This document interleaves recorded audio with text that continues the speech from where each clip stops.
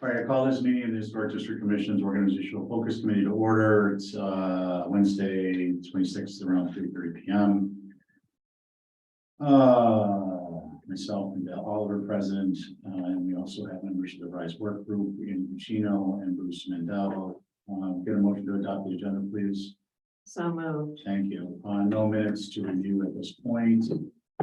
New business is discuss and take action on the HDC best practices initiative. One of these is tablets, requisitioning tablets. I'd like to discuss briefly, making a recommendation to the HDC that the HDC request, through the whatever process it involves the town, involving the town to request tablets for the members. The members would be responsible for them as any of the town employees are, any of the committee members. And but this to facilitate being able to interact with plans digitally. Do you have any thoughts on that, Val? No, I'd like to have one as an HDC member. Okay, that's what we're talking about.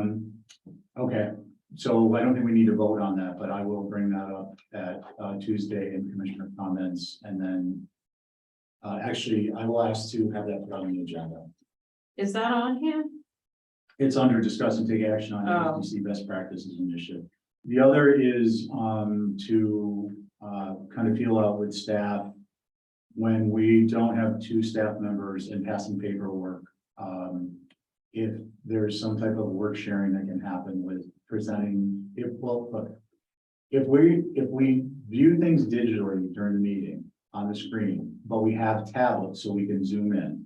That will address some of the concerns that come up in the meeting when someone is trying to run it and members are talking because someone can't read something. So I'm a big believer in restructuring the environment to solve problems.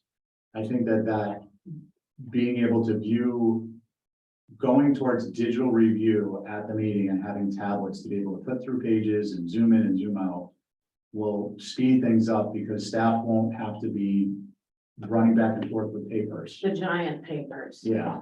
So what do you think generally that's something worth trying? Yeah, I've been doing it on my phone, but it would be Yeah. better on an iPad. Okay, so I'll voice our recommendation that have to start to happen. Okay, And then when I'm sharing, I will start to make that happen.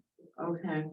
So we can hopefully start to, adopt that culture, embrace the digital age. Well, what's nice about that is instead of, you don't have to print everything to go look at a view. Yeah. Yeah, and also staff don't have to be running back and forth. Right. I did a time on it last night and we would have saved almost a half an hour. So just looking at ways we can be more efficient and without compromising effectiveness. Okay, so I'll bring those up. We're going to move on to the HDC RISE work group, looking at the interest form, some thoughts on that I just wanted to share. I'll make a recommendation to the HDC full commissioners to adopt the slate of work group members who submitted applications in order of submission: Danny Buccino, Bruce Mandel, Mary Bergman, and Lucy Dillon. There's another person who may be interested. I've got to finalize with them, and if they do, they'll have to submit a form, obviously. I'm broadcasting for you guys that, and also that a couple of things will need to happen. You should please submit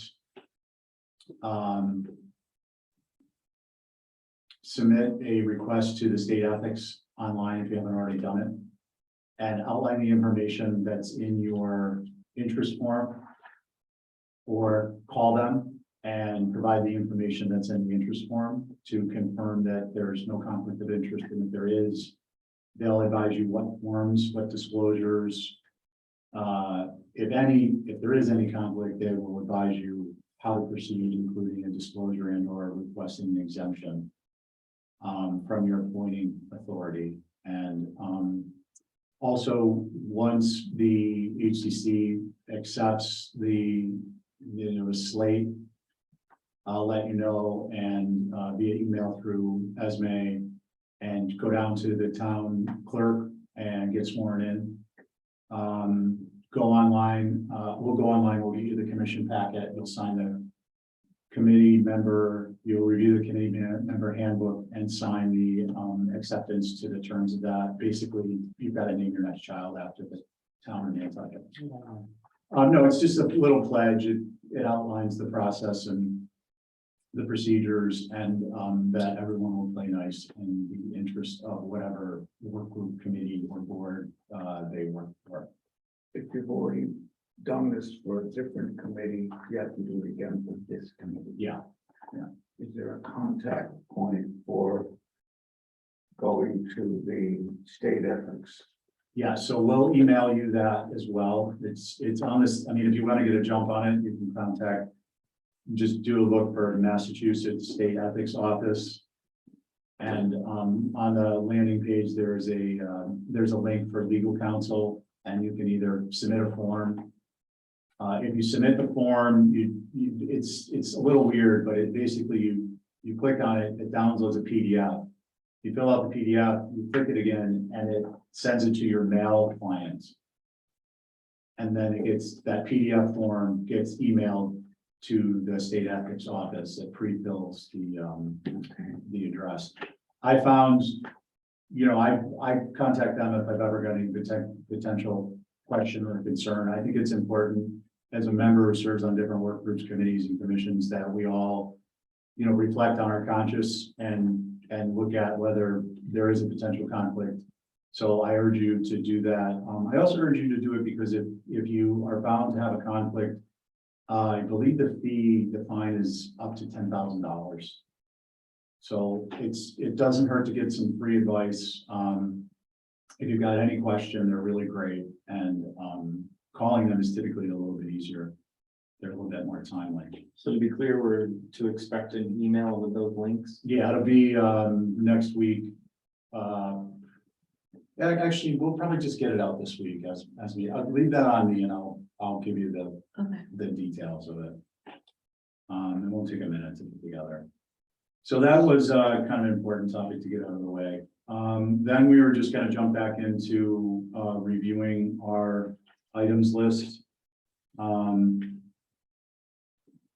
Tim, did you?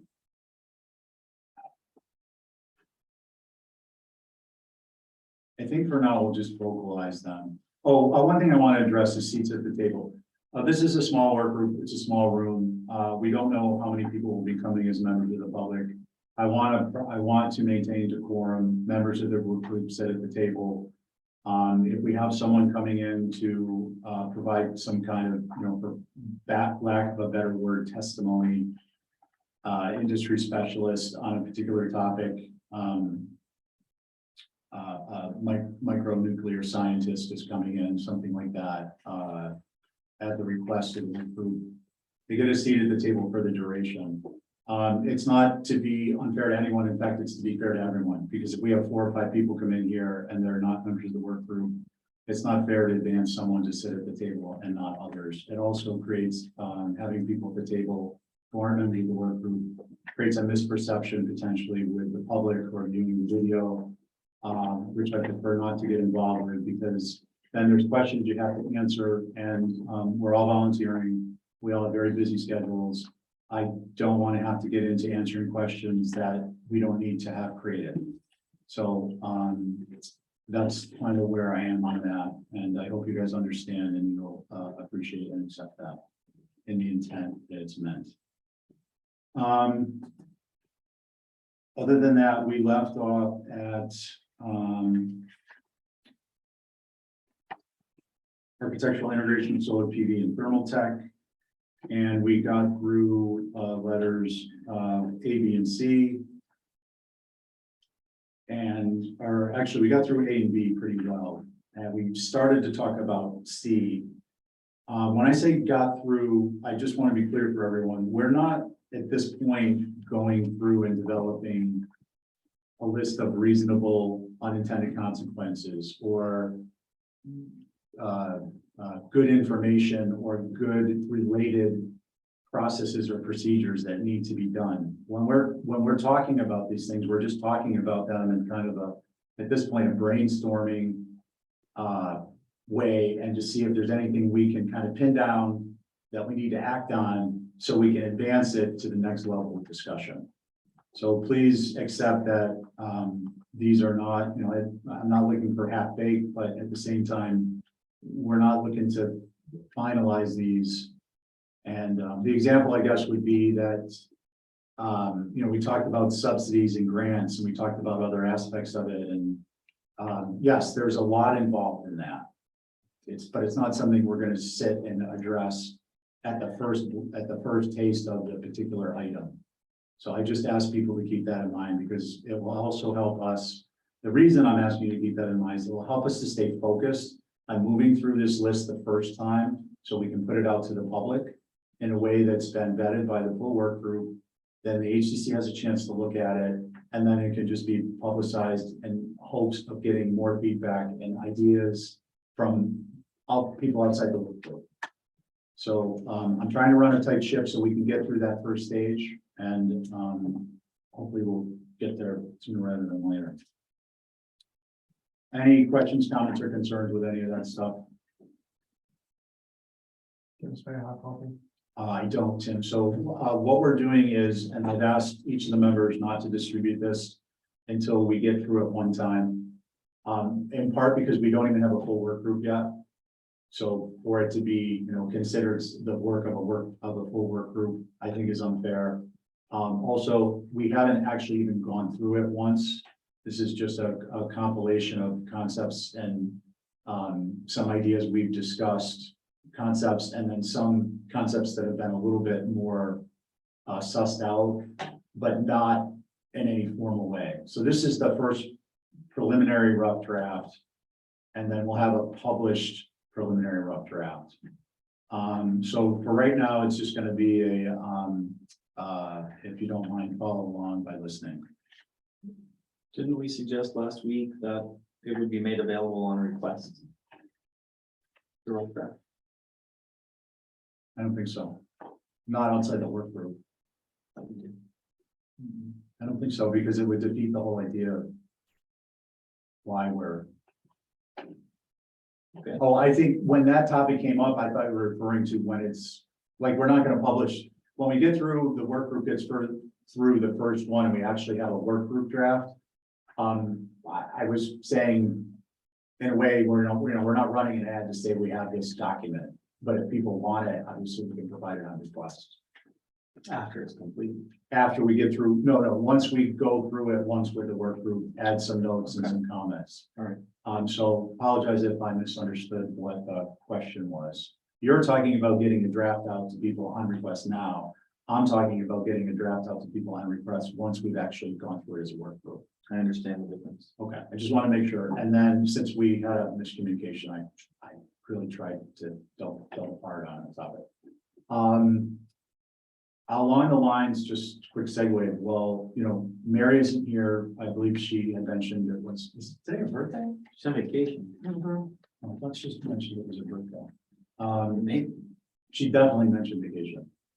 And then what we'll do is next Wednesday, we will have touch base with Lucy by then to let her know to please anticipate coming on Wednesday next week. So just so you guys have an idea of when the full group will convene. Okay. All that stuff out of the way. Lead in is we were talking about the architectural integration of solar, both PV and thermal tech, and the idea of secondary massing. What's the magnitude of secondary mass area required of a typical Nantucket home to avoid insulation on the primary mass? And secondarily, incentives for secondary massing. So for instance, if we're trying to avoid a siloed approach, we might at some point make a recommendation, perhaps even this year, you know, for the town meeting, that to the HDC, that the HDC determine whether they think it, I'm just throwing this out as an example. I'm not suggesting this is what we're going to do, but change that you might get a ground cover increase on your lot if you create a certain amount of secondary mass that is has roof plane that optimally provides for solar, subject to a list of conditions, so that it can be reviewed and approved, subject to those conditions. Now, again, we're not getting into who's the authority that reviews that, whether it's a special permit, is it by right? Those are all things we'll talk about at a later date. At this point, I'm just trying to get an idea of what are the concerns y'all have, or what are the ideas that you all have about an approach like this? Could you explain that a little more clearly to me? You mentioned, Which part first? I was going to tell you. You said you recommend the HDT determines something about ground cover increases if we create a secondary mass. Could you explain to me what that means? So if you're asking me, I just want to make sure I understand. I gave you an example of a concept that we might forward to the HDC, and that is that we're talking about shared responsibility. So one of the concerns the HDC has under its guidelines is that, established by a whole group of community members over the years, so on and so forth, is that having solar on highly visible primary roof plane is inappropriate. So in the interest of determining solutions, one of those solutions may be to create more of the secondary massing, which I'll give you a brief description on in a moment, that the HDC does believe is an appropriate location for solar. So secondary massing is when you have your primary mass, the bulk of your structure, the largest portion of it, typically including the front door, the main body of the house. And then you have a secondary mass, which is subservient.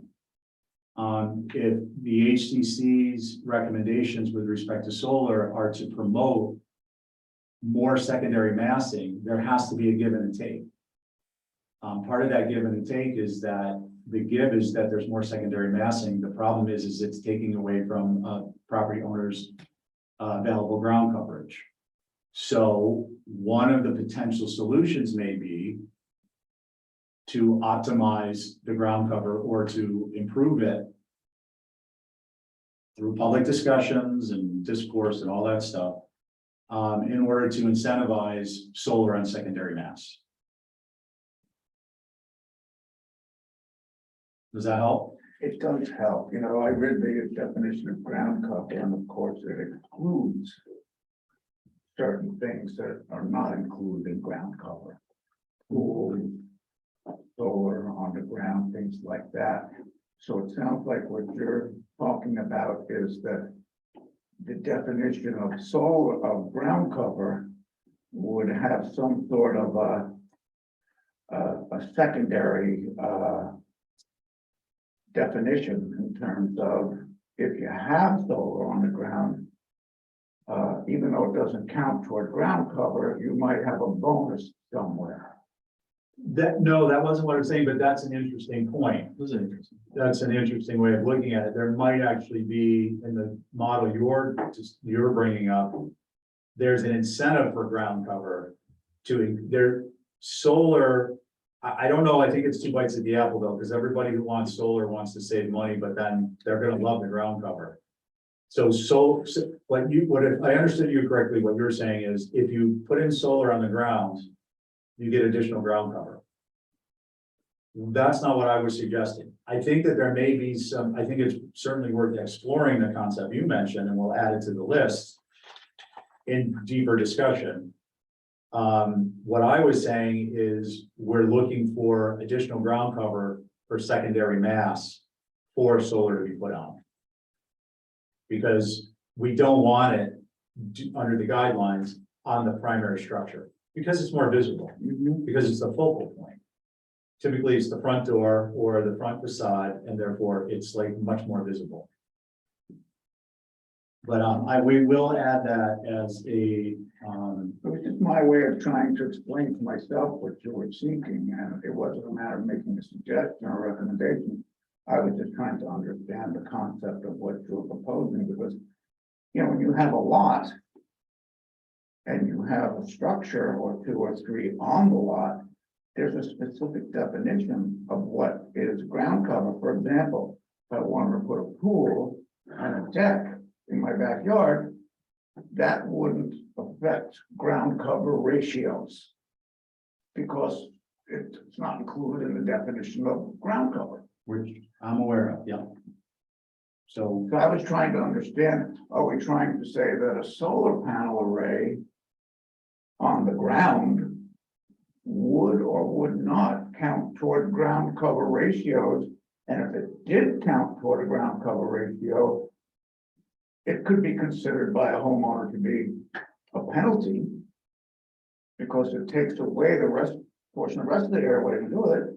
And if we said, well, yes, it's included in ground cover, but because it's a solar panel array, we're gonna take that square footage and we're going to add it to what you have that's open. yeah, I get what you're saying. I don't believe solar is included in the definition of ground cover. Okay. Can I show Bruce my diagram? Please, This secondary mass, ground cover 1,000 feet. Consider that that maxes out your allowable ground cover. What Stephen's suggesting is a zoning accommodation, if that's true, Stephen, potentially. I'm actually, wait, I just want to be really clear. I'm just using that as a simple example. I understand. I'm not necessarily suggesting you even. No, I'm just trying to understand what you're saying. So one option would be to increase the allowable cover of the secondary mass to accommodate solar on this roof system. To put it on the roof, Yeah. not on the ground. He wasn't suggesting the ground at Okay, all. I think I understand that. Thank you. But your idea so Bruce's consideration actually belongs in section E, Yeah. 2E, right? So just to make a note of that there. Which is Right, and then, equal and opposite to your consideration. yeah, I get you. And then that, which is, Ground cover, yeah. I see. and there's a different area in here that addresses, you know, who gets involved, who weighs in on the conversation. I just want to be clear, we're not going to go to the planning board and say, this is what we want. Okay. The HDC will review whatever recommendations we put forth and ask for the consideration. The planning board has a different expertise and concern, and they may have a reason why that's really not a good idea that we aren't aware of. Or there might be another, I'm just using the planning board because we're talking about ground cover. There may be something that has to do with a different regulatory body. So I just want to be clear on that. Yeah, and secondary masses sometimes are 6 inches lower. Exactly. So on that, we would be saying, we're not saying just because it's a secondary mass, It's okay. it's okay. What the next step when we have a work group is to kind of go through these, finalize the priority, again, trying to find low hanging fruit. And then work through the details to a reasonable degree. One of those details is a great example of what Val just said. Secondary mass could be 6 inches below the primary. That doesn't qualify. Right. Like, it's not in the spirit and the intent of, you know, oh, yes, you can game it, you can lower your mass 6 inches and get another, you know, 10% of that solar area in ground coverage. Great. Well, for the sake of brainstorming, I wanted to make sure it was clear to Bruce that that's what the intent was. I understand a little bit better. Thank you. Okay, thank you. So are there other thoughts on that?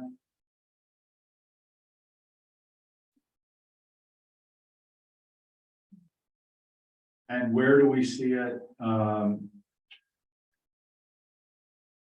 We're gonna have to do like I'm gonna have to do some type of a chart where we, oh, sorry, Andy, where we do a ranking. So this is more important than this is more important than that, and it'll shuffle it. There's a couple of programs you can get that will do that. Probably do it manually once the list is built out and there's notes and. Well, we could come in here and we could do it on the screen and we could vote, like we could say this one. Well, this is more important than that. Right. And by then establishing that, we can see where the next one fits into the established group and a little more quickly if we do it in the software. But in terms of, my thoughts are in terms of priority, this is one that is important to the HDC because it addresses a fundamental concern, but it's also something that is not going to be easily advanced, like, for instance, sacrificial panels or relocating plumbing vent pipe. So for me, the importance of this is high, but the priority is lower than, for instance, one of those other two examples. Although I think it's a big incentive. Yeah, it's huge. If it were to come into. So the importance will be, I think the importance to the charter of the work group is one category. And then priority, we discussed this before, to add as columns is another. And then I think it will be, that will help make up our status code. And then the alphanumeric could be, whether it's number 1A or 1B or 1C.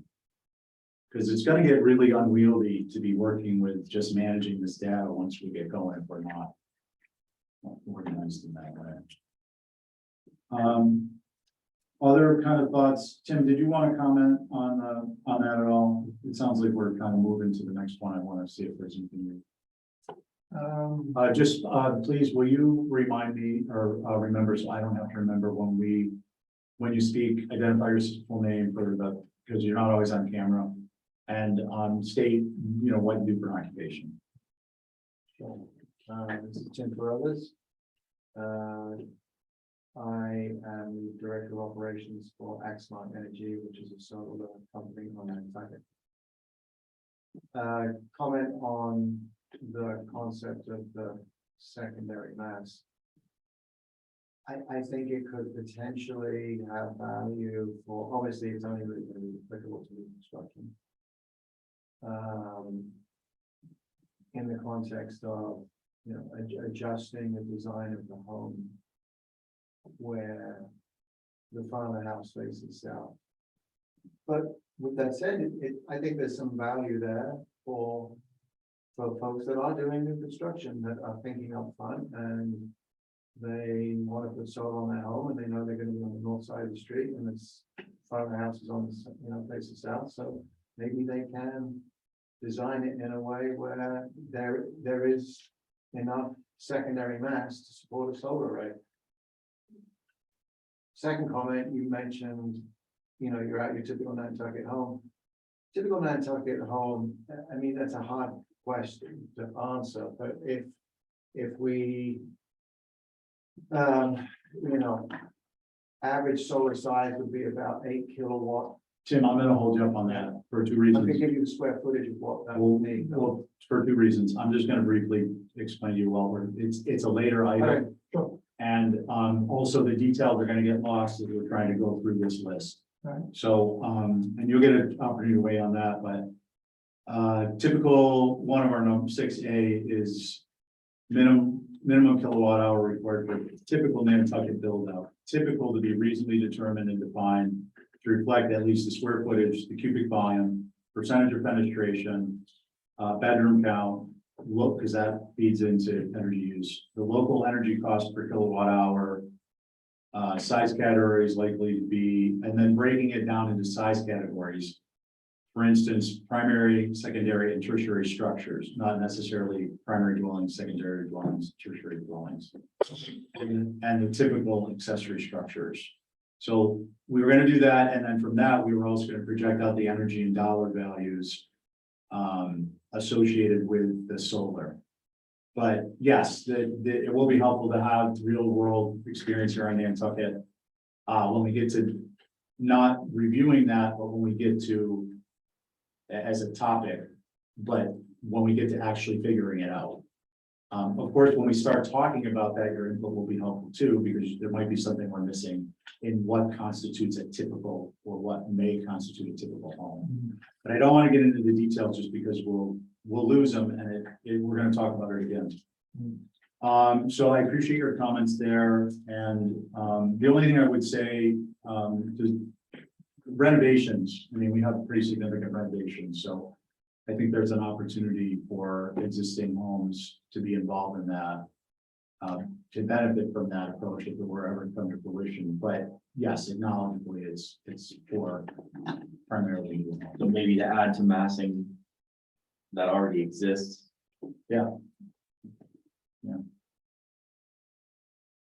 Okay, the next one is the Tesla and gas solar shingles.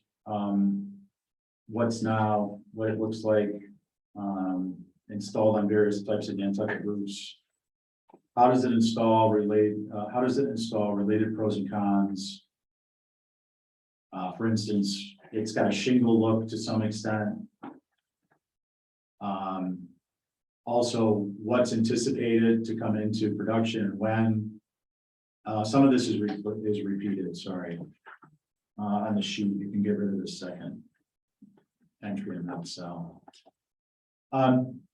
So there's a lot there actually, because it's just kind of quick notes, but I think my thoughts are that this is something that this is where we would benefit from having a research resource. Because they can kind of get their arms around of all things. Not old type defined as the currently used rectilinear solar panels. This being the new type, which are the roof shingle, I refer to them as the solar shingles, but I don't know what the industry term is. Any kind of general thoughts on that and where we put it in terms of importance and priority? Yeah, I'd say that goes low priority. Sounds like a lot of research, market research, futures outlook. And I don't know that that's the proper use of our time, but I think it certainly should stay on a list so that 2 years from now, when they're viable and installed in numerous places, we can actually do a study or have a study done or acknowledge a study that's been done. The only thing I would add to that is if we get some research people, because if they're being utilized, my understanding is some areas of California are widely utilizing these, so that would advance. The reason from the HDC perspective, right, Val, could be really important because it eliminates a lot of the visual noise that actually makes solar in a lot of people's minds, not in everyone's, let's say 50-50 to be fair and even. It concerns people in settings, historic preservation and historic landmark settings. So the idea is that if we can, the sooner we can get information on this, and it could help be a game changer in both adapting to the solar, but doing it in a way that it can be more prevalent and work in a way that the HDC accepts it. Some time ago, I mentioned that I thought that, the HDC had approved, We did. still centers for place in Connecticut, but somebody said, oh, that's not the first time, we've approved those before. I got some approved on Duke's Road, but they're not Tesla. They were Dow. But whatever they are, we should be able to, because we've approved them, we know where we've approved them. Perhaps we could get some experience data from those current installations rather than waiting like you just suggested 1 or 2 years. Well, so yeah, Bruce, I don't know, I don't disagree with your concept, but I don't think we have a body of evidence here on island to support it. There's only two, I think there's only 2 installations of the product that Val mentions. And they were done many years ago. So it would be informative to understand how they performed initially and how they're performing now. The problem with those solar shingles is I don't think an HCC member would approve them in most instances, including Val, due to the way they actually look once they were installed. Now the Tesla hasn't been installed yet, I'm aware of, on the island, even though it's been approved in one location.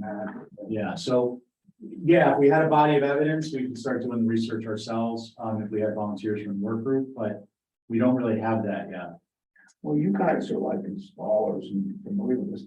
Has that Connecticut project progressed just past the approvals process yet? You don't know? Okay. Yeah, just to be clear, Andy's a HERS rater, so he has experience with solar, but he's not an installer. I am not an installer. Tim, did you want to say something? I You know anything about them? a little, yeah. Is it a market you're trying to get into? Or considering? it's interesting.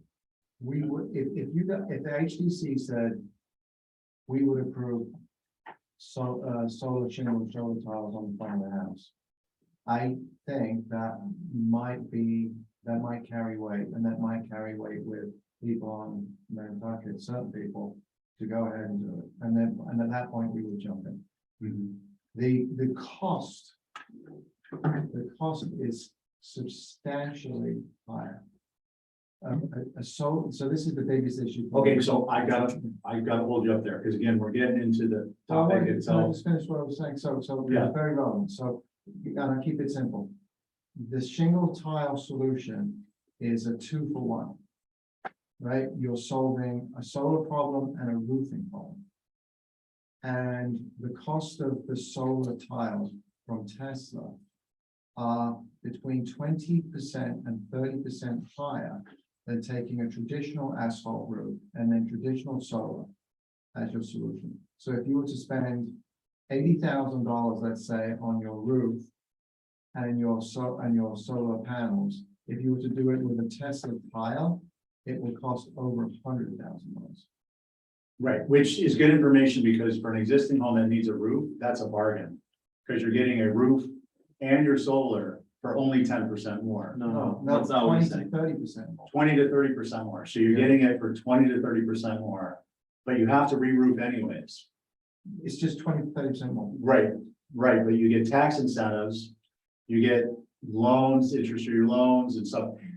First of all, I just want to be clear. Guys, we have a huge list. I'm not putting these suggestions out there as like, oh, we're gonna change the market. You guys should be worried about your market share. We need to establish anchor points for discussion later about the price and the cost. It's not anything about that. You know, we're gonna have an opportunity to actually have a robust discussion about all these. I'm just trying to get the first blush. Like, it's more expensive would be really helpful. All right. That's all. You know what I mean? I'm not trying to shut down your discussion. You gotta get through this. Yeah, list. I mean, I think it's probably relevant. I think it's Right. relevant for us to expand it so that we can have a It's better hard to discussion. know where you're not supposed to. come Yeah, from. I mean, Right, okay. unless we're to follow your lead. Well, then let's that's set okay. down some ground rules on this, because otherwise it's problematic. Because if we have a discussion about topics, material of information, unless someone is gonna re-dictate it, number one, to our membership, when we have a full work group, or two, is going to re-dictate it when we actually pick the topic up in another month. It's just a waste of time, unless we're talking about specifics that the work group would like to, concepts or ideas the work group would like to expand on. So for instance, let's use an example. Tim would say, as an installer, I'd like to share that you will want to look into the price, the cost of this. Great. It's 85% more. It doesn't, and then getting into details about that, it's not as helpful, because we're trying to put down the tree of items and concepts we need to further explore. So, I mean, I'd be happy if one of you guys took this over, believe me. Because going through this is a lot of work, not necessarily just documenting it, but trying to keep the direction going forward without getting into detailed discussion, which we all want to do. But if we start doing the detailed discussion, we're never going to go through and Okay, prioritize this I list. appreciate that. So you let's spend a redefine. lot of time developing the sheet, so why would someone else want to take it over? You have the intimate knowledge of what all these items are and can guide us. Well, then I need you guys to fall into line as I'm going through this, because we're never going to get through it. Who's that one? Well, let's define really clearly that what is allowable. I don't understand. Let's have discussion about what goes into it. Okay. We're You started to fleshing do that. out the concept and broad, we're trying to put a little meat on these concepts, see if we hit a roadblock on any particular one. At the same time, in a kind of a cursory form, Mhm. and also to determine if it needs to be broadened out. Again, in a cursory form, so that one, we have an understanding of what the topic is, the item is, and two, we can put it in. We can then revisit updated notes, so we can prioritize it. If we get into the weeds, which doesn't have to be very far off that kind of a very tunneled perspective, we're never gonna get through this list in a timely fashion. That is not to say that later in the process, when we pick up this topic, that we can't add more flesh to the bone. We can't, there's nothing to prevent us from broadening it ever still. Sure. I'm just trying to get through it once. So then let's define the bullets. Cost is a consideration. That's a note. That should be. Yeah, on the board. I'm making a note of it as we go. Okay, so that's vital. We're lacking a research resource. That's also a note Yep, in this column. yep. Okay, so if that's the goal, then let's hammer through these lists right now. Yeah, that's what we're trying to do. Okay, that wasn't clear, unfortunately. I Okay. thought we were trying to discuss them as we went and kind of build them out. Well, we are in a cursory sense. Okay. So it's not like we don't want to go through this whole We're not thing. deliberating, but we're actually making a brainstorm list of, Yeah, we're certainly not But it could deliberating and we're trying to have limited dialogue. We're trying to identify whether any of these particular items is deficient either in merit or enough information to move forward at a later date. okay, So are they deficient, and if so, how? And then we'll note them out versus getting into the details and deliberating. Okay, and it's a communication thing, this is a really dense top set of material that we need to have well organized so we can come up with a recommendation. That isn't gonna take someone 100 hours to go through these notes and try and figure out. So we just, I hope you guys understand, it's a communication process, and I think once we get through some more of these, we're all gonna be on the same page, and that's what I mean by fall in line, so that we can be moving through these a little bit more expeditiously. We've had one meeting discussing this, and we've gotten through 1, 2, 3, prior today, 3 items. Okay, are there any other comments? I'm sorry. no, please. Mr. Speaker, are there any other comments for this item D, 2D? I don't have any, I want to see if you guys do. I mean, I know what I want to get into when we get into it, but right now I'm looking to see if Are there bullets that you could throw on there that, would expand on the discussion? Some of these, the descriptions are excellent, but also, they have a lot of room for expansion. So I know you have a lot in your mind about what these look like. If your input may actually act as a trigger to help us to kind of add to the discussion or to the bullet points. So I don't necessarily have a particular on this. This is going to be more process related on the Tesla gap or Dow solar shingles, is to break these out into, so what's now, what it looks like, install in various types of socket roofs, how does it install, and aside from just those specific categories, related pros and cons, basically breaking those out into, is it aesthetic, is it, and if so, do we get, is it something we can get images of? Is this form manipulable? In other words, right now, we have a paper form. And this is taking an awful lot of time and thought. But there's a section for comments and what's next, and we're taking notes here. Is there a form, is this form in some kind of a file where we could take our thoughts and notes and kind of type them in here so that we're not shuffling papers every meeting? Not us, but I think we're still anticipating that someone in this group is going to volunteer to do it live while we're in this meeting. Oh, I see. Yeah. That is not See how my happening. mind works? No, Yeah, it's designed in an Excel It's spreadsheet. writable. This is if it's writable. an I can handle an Excel. Yeah, but we need to do it live in Oh. person so that it's on the public record. Oh. It's in Are you Excel volunteering to work in the Excel sheet? for specifically the reason you outlined. I would also like, this is, I think, an opportune time to be aware. All too often in life, we come across, people who enjoy the comfort of thought without the discomfort, or the comfort of an opinion without the discomfort of thought. Rest assured that you are in the presence of people who enjoy the comfort of opinion, but they also go through the discomfort of thought. This whole process has been mapped out sufficiently so that we have these lengthy discussions on how we're going to proceed up front. So then we can just get into the meat and potatoes, and when we're done, we're 95% closer to a recommendation in a printable form than we would ever be. The Excel spreadsheet is part of that. Typing during the meeting is part of that plan. We actually discussed it at the last meeting. I'd like to see item E broken down so that each of, I think almost all of those items in that list need to be their own item. So I'd like to see that kind of built out to E through L or whatever the appropriate lettering is. Well, it could be sub E, sub one, sub two, sub three. I think they're all their own. I think that way we have a presentable line item that stands on its own for HTC.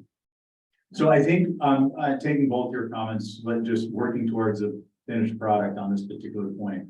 I think that accessory structures could be E, and then E1 could be carport, E2 could be pergolas, E3 could be, sheds, and then you might even have large sheds, small sheds, because we've got sheds that are, 400 square feet on Nantucket. So that would be helpful to break them out separately, because they're each gonna have their own issues with respect to not only solar installation, but importantly, the HDC's perspective on that. Is Cabana on this list anywhere?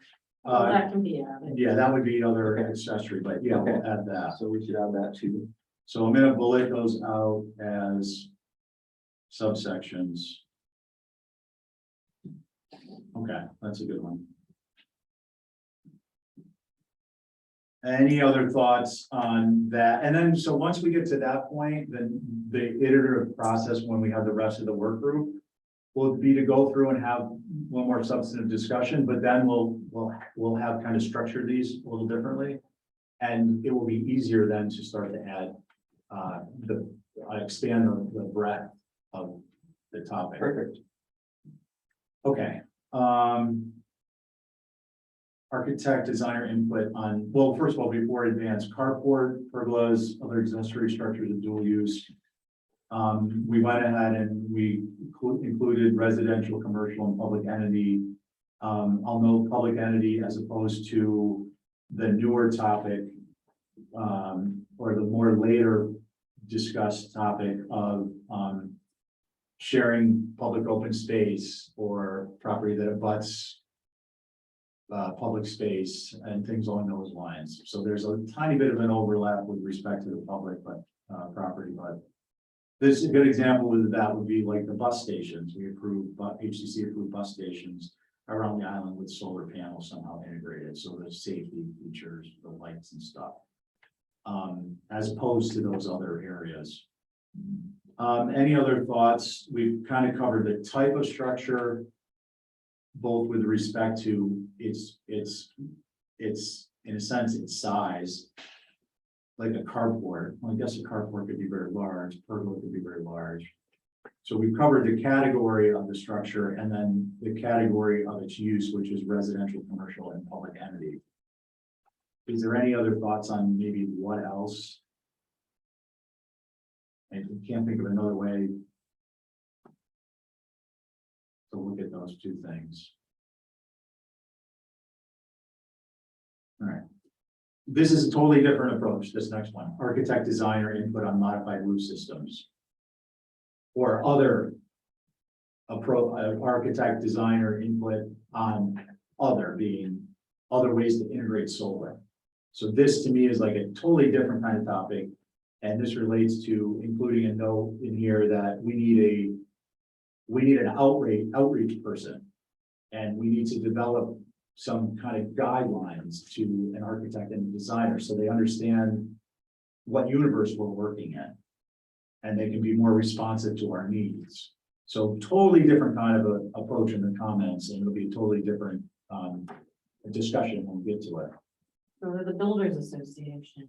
Yeah, so that'll be, and then we'll have a subsection for builders. And so one F is going to be notes, I guess, would be additional would be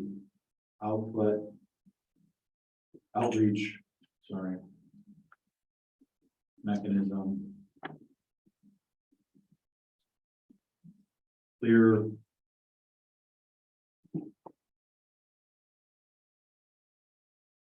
goals, outcomes, broad, you know, like, this is the HDC's charter, you're a designer and architect, I'm gonna tuck it. Can you think of a way to integrate these solar panels into your design approach? And who knows, you know, we could get, you know. we I get 10 read about some solar windows. Yeah, so there you go. I have a quick, Yeah. relevant question for Tim. Mhm. The bifacial panels that Axmart uses, can they be installed vertically? So could they be made into, say, a fence structure?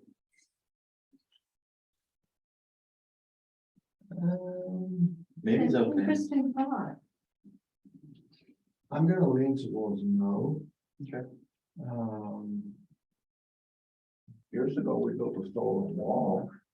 Yeah, I was thinking that above grade walls that have a secondary kind of sacrificial solar wall in front of it, Oh, and in a courtyard or We something just like built- that. If it was straight south facing.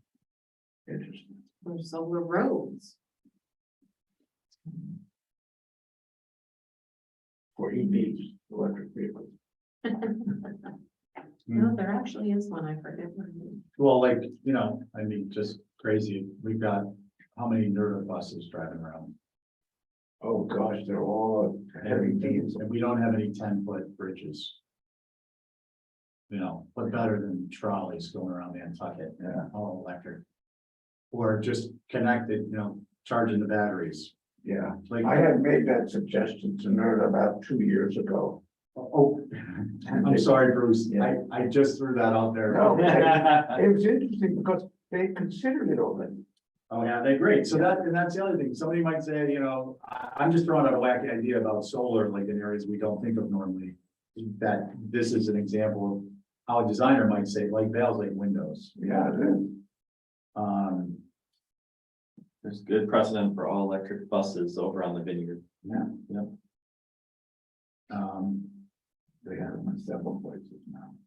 okay. France, Even France. So do you think that there's other ways that architects and designers may have input, like on integrating these, other than designing, you know, designing them into new and existing work? Or is that, I mean, just by its nature, this particular item has broadly beneficial outcomes potentially, but it's a limited scope. It doesn't involve a lot of variables. It involves design, you know, design thoughtfulness and being consistent with the HDC's not on the primary mass. Yeah, please, Tim. It is an opinion. The architects and designers will not do anything in this space unless either their client requests it or it's mandated by law, which in some states that's now happening through the construction. But you know, we presented to the Builders Association, and it really has to be pushed by, you know, when we've had new homes come to us where the solar is designed into the home, but it's because the client took the lead on it. And it was a requirement. that's interesting. So just to keep the conversation directed, so what you're describing is resistance, and what we need to look into is overcoming resistance. Yeah. Maybe it's a discussion about what kind of incentives to be put in place. Maybe it's a discussion about what kind of pressures can be put in place. As we go towards net zero in Massachusetts, and solar becomes, regardless of whether we all agree with it or not, it's coming, and if it does, the HDC taking a proactive stance on these can be, you know, it can be for instance, for example, it can be articulated that you can step up now and be involved in the process, or you can, you know, be at a huge disadvantage because you didn't have a seat at the table in coming up with a solution when it's required by the state and you're not designing homes that can be approved. So, you know, like FEMA is a great example. FEMA, the flood certificate, the HDC, it's a federal law. The HDC does not have to prove it. Doesn't have to happen.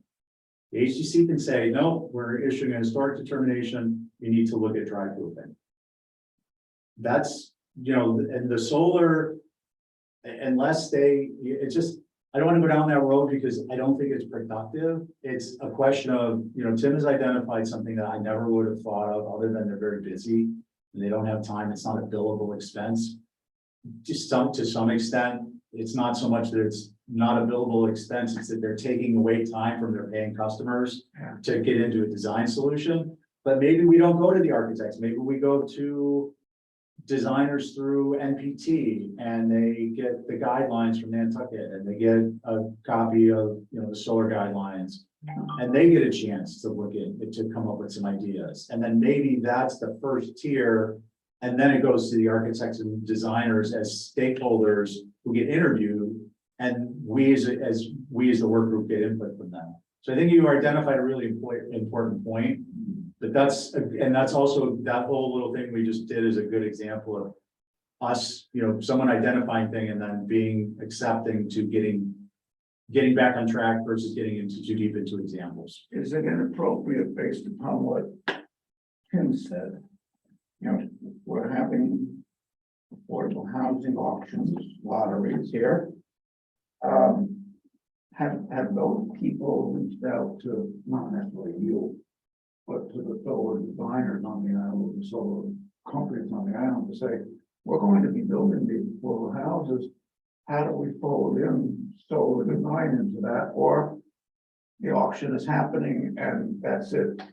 There's no Bruce, room. I'm gonna ask you to make a note of that, because that's good material to discuss when we get into the actual discussion of the topic. Oh, I was just mentioning because he mentioned it. No, I get it. I'll make a note of it. Okay. Yeah, please, no, I'm not trying to close off the discussion point, I'm just trying to keep us back on the track. So resistance and overcoming it.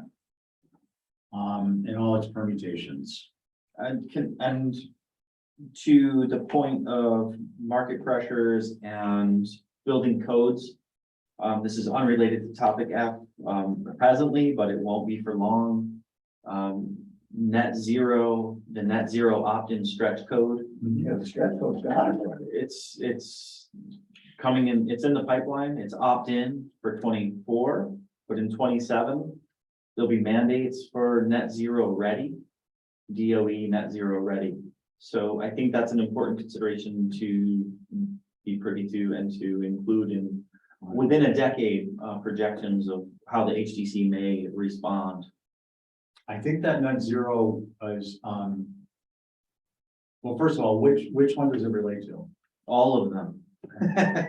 To HDC in general, it makes our work more relevant, even more relevant. Yeah, it does, because if we can help the HDC, well, if we can help people share responsibility, we'll be in a better place. Fair. I think that net zero is actually happening quicker than you think, in terms of opt-in, because I saw the final documents were issued.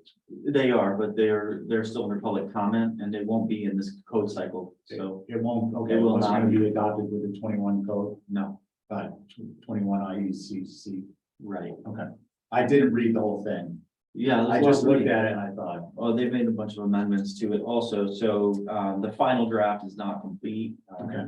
It's in the pipeline though, so. So that goes under topic of general overall regulations, potential concerns, and good information to have. Any other thoughts on architect designer input on modified roof systems, or architect designer input on anything that has to do with, what about the ground arrays? What about subdivision layouts? What about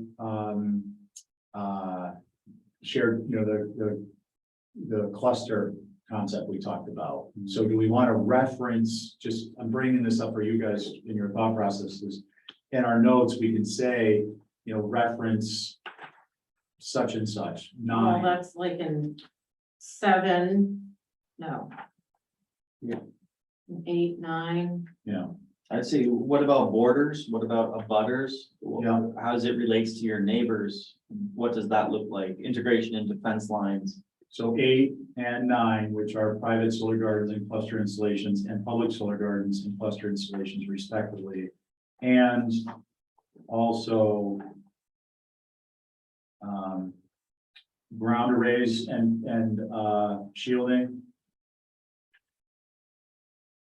Is that what you were basically saying? Fencing and stuff like that? Yes, but that was, I mentioned it specific to architect designer input. Yeah, no, these are under, Okay, yeah, I'm saying, I'm just elaborating on the point that.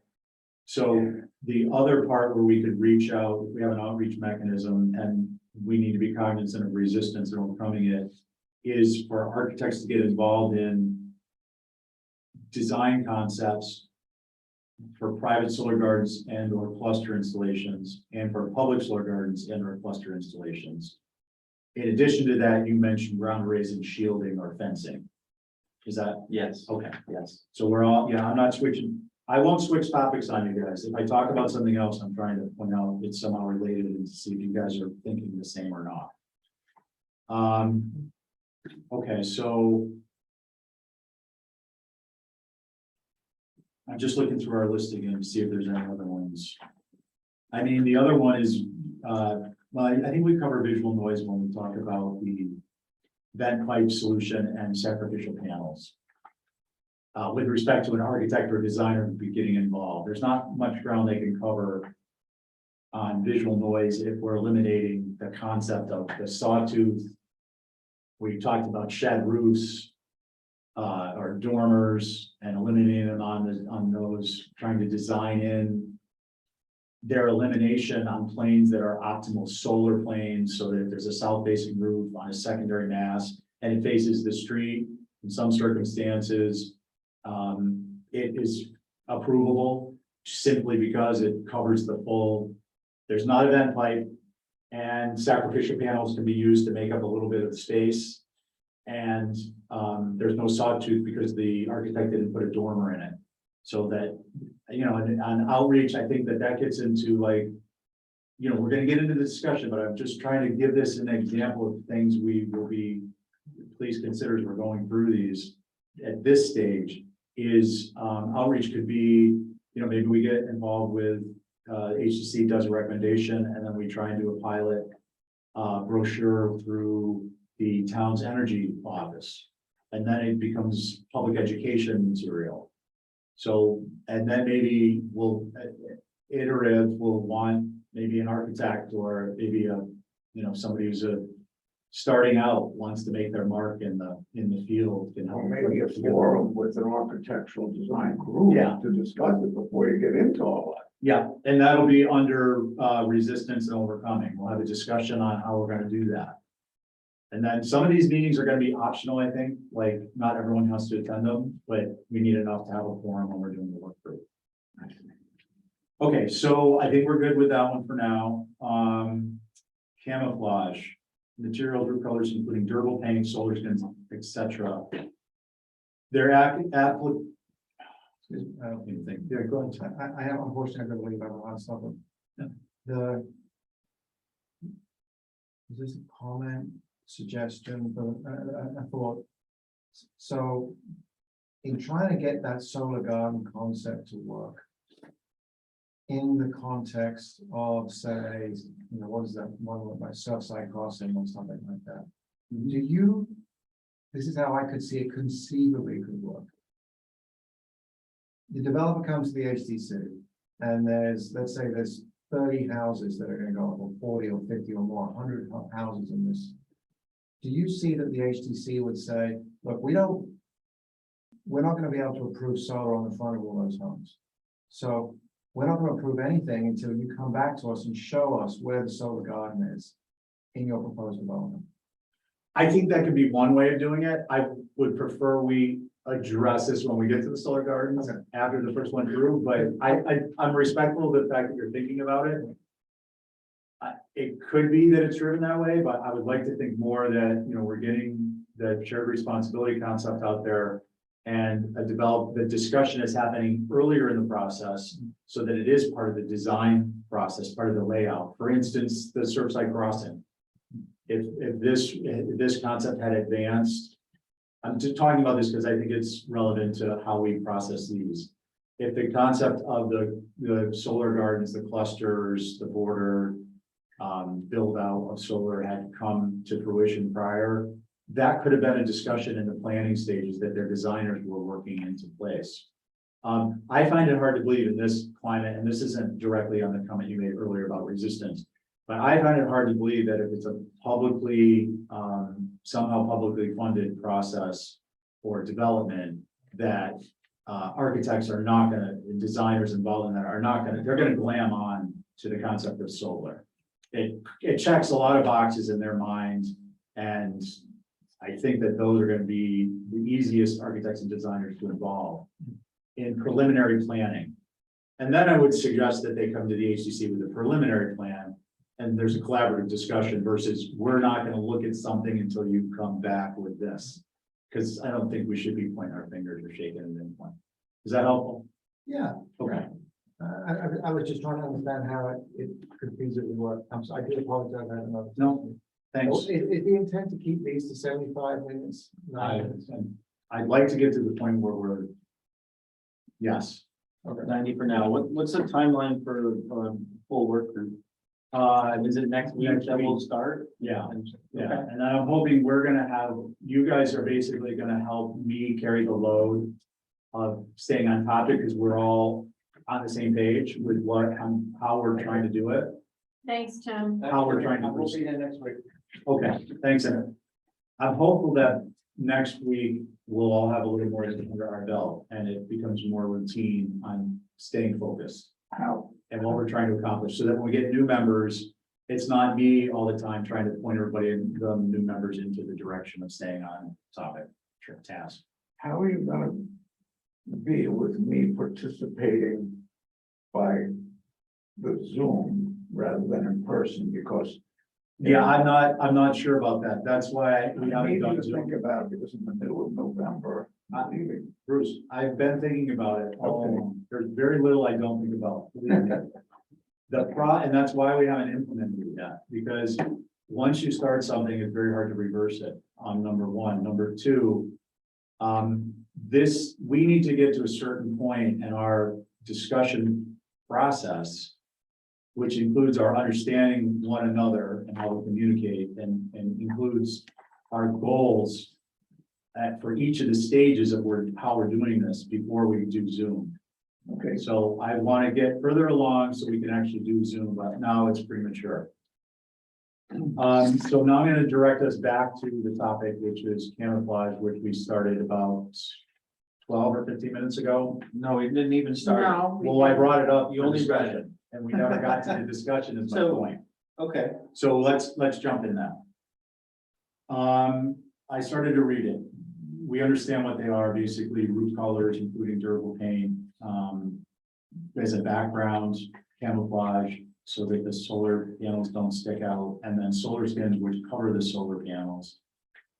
One of the topics I thought was appropriate was applicability under various circumstances, so that could be both, with respect to visibility and with respect to, WRT for me is with respect to visibility and with respect to exposure to elements, more particularly talking about the skins, because we don't want to be approving something contingent upon it being camouflaged. And the most important aspect, which is the camouflage, gets blown away in a hurricane. I'm not suggesting that would happen, but I'm giving you an example of under various circumstances. The other is a different type of camouflage, which is vegetation. Here's an example at the HDC. I brought up the topic, and we will be fleshing out type 1 through 3 trees. And they'll either be a D or an E. And what that means is a 1 inch a 1.5 inch caliper tree, a 2.5 caliper tree, a 3.5 caliper inch tree, either deciduous or evergreen. So that in the HDC's work, if we felt something needed to be mitigated, we can simply say, I'd like a type 3 tree there. And it will cut down on discussion about who likes elms and the maple sycamore and history of swings on trees and all kinds of crazy And stuff. people don't put them in. Well, but that's another problem, Bill. We're gonna have to address it. So why don't we put in here violations? Is there a consideration for indigenous versus non-indigenous? We'll put that in there. So vegetation is gonna be that, it's gonna be indigenous. I think Val identifies something that is actually its own topic, which is violations. Tell me what you mean by that. Once- We've required different screening in the past, i.e. plant a tree, an evergreen tree, at the end of the driveway, and they don't get planted. Oh, I see. And really that topic is gonna be, a broader topic. It will be enforcement, That's interesting. and it will include violations and different procedures. And we can kind of discuss some of the aspects that involve how they're currently done now, what legal standing the HDC has, what legal standing the HDC may want to develop. I'm not suggesting as a policing mechanism, in the sense that the HDC has someone going out with what color would we want for the HDC? Let's just say we had an HD siren, what color would it be? A what? Siren, Siren? they Or, police, A strobe, they make it orange. a siren. what color Orange, would it be? yeah. I was testing you guys, orange. Yeah. Well, that's DPW. My point is we don't have sirens, we're not gonna get sirens. No. But the HCC needs to have some, we need to have, I think part of a full, well-rounded recommendation, set of recommendations will be reviewing the current enforcement policies. We may not make a recommendation on that, but it is. I don't think that's in our purview. I think I that think- is the statement for the This is- record. That's what we This said. is important. Oh, no, it's definitely part of our, yeah, it's part of our purview. Enforcement? Hmm. Yeah, HDC, yeah, I clearly. think this is important. The other, it was a select board meeting. And Dawn Holby made a comment was, yeah, you need to put evergreens up close to the pool. And there's no, there's evergreens, a whole big, Well, right, so different topic though, but that was. that will be one we talk about. And evergreens or not, what, basically would be, It's a broad subject. it'll be performance standards, not naming. The problem with naming a particular material is if you design it and it doesn't meet the performance standard, then you own it. Exactly. If you give them the performance standard, then they have to meet it. So we're looking at performance standards. With respect to the performance standard, the HDC will say screened in perpetuity, not visible time inspection thereafter. Meeting type 1B. Whatever it is, Right. it's valid for us to look at enforcement that exists and make recommendations with respect to solar installations. That's part of the, part of our charter is in advancing these items. It doesn't say shared responsibility, but in the sense of shared responsibility. Part of the responsibility, unfortunately, is there are occasionally bad actors and they will take advantage of something and they will not do what they said they were going to do, or they will allow something to lapse. In that instance, the HGC is going to be relying this body to To provide make recommendations. And recommendations, reconciliation. even on ideas. I'm not suggesting we're going to say to the T and dot the I, this is how to do it, Okay. but we need to think about it and articulate some thoughts. Okay. Like we did with the HVAC, you have to encase the conduit in some Right, but isn't cedar. there already a guideline in the HDC guidelines that say if you don't, then this happens? Right, but the problem is that it doesn't actually necessarily happen. So we're gonna develop that aspect of Okay. enforcement with respect to solar, because it brings up different issues. So what I mean by that is solar, what happens with solar, I don't want to go down that road. Yeah. Yeah, it's okay. I'm just trying to clarify. I mean, we've got a really heavy lift here. And if we're having to determine those kind of nuances. But that's also why we need to do importance and priority. And also, are we, maybe the other one is, external resource. Either required or preferred. For Just what? go general. Well, to look up, like, let's use the example of, I don't want to use the example of enforcement because I don't want, the ACC is not going to be going around and making enforcements on projects it didn't approve. Obviously, it's not a remedial, or it's remedial, but not punitive. Let me give you an example of external resource. Well, we want to do research. Right, like for Tesla. Yeah, The Tesla roof that's panel. primarily that's gonna be somebody external to us. Okay, So it'd just be a column with a checkbox, so we know that we either need someone or we prefer to have someone else do it. Okay. And yeah, that is, again, we're not prioritizing these yet, but I appreciate the concern.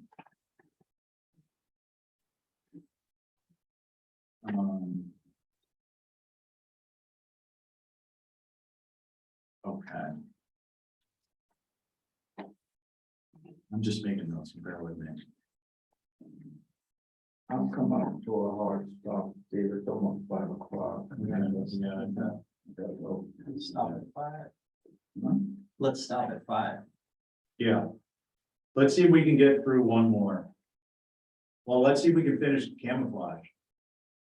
What are other alternatives for camouflage? What is each, and then pardon me for my lack of experience on HDC, but what are other camouflage alternatives that are already accounted for and accepted?